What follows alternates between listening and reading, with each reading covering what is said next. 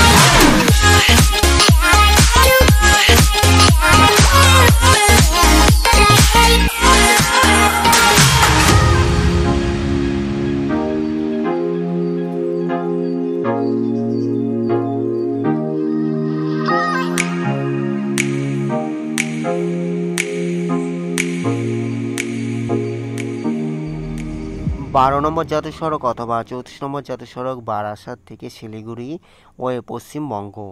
এখান থেকে Mayapur ISKCON 38 kilometre, Baharampur 109 kilometre, Malda 223 kilometre.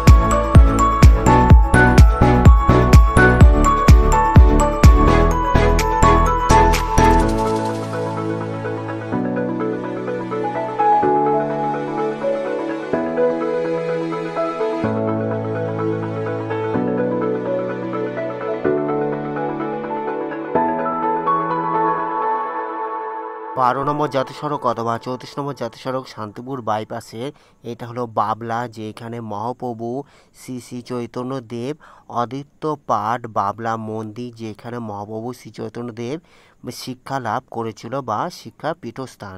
এখান থেকে শান্তিপুর শহর চলে যাচ্ছে, যেটা শান্তিপুর রেল স্টেশনের ওপার থেকে, আর এখান থেকে শুরু হচ্ছে গোবিন্দপুর বাইপাস। গোবিন্দপুর ফ্লাইওভার বা গোবিন্দপুর বাইপাস 4 লেন 100% কমপ্লিট। এখন দেখতে পারবেন গোবিন্দপুর ফ্লাইওভার 100% কমপ্লিট। এই দিক থেকে হলো শান্তিপুর চলে যাচ্ছে, যেটা শান্তিপুর শহরে ঢুকছে, আর এটা হলো Gobindapur flyover. Gobindapur flyover 4 lane 100% complete.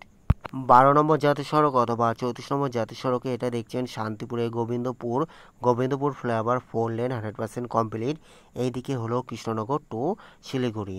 আজকে আমি ফুলিয়া থেকে গোবিন্দপুর পর্যন্ত দেখানোর চেষ্টা করলাম। আমার প্রতিবেদন এখানে কুতুবপুর, যেটা গোবিন্দপুরের পরে কুতুবপুর গলাইদড়ি বটতলা পর্যন্ত আমার প্রতিবেদন আজকে শেষ করব।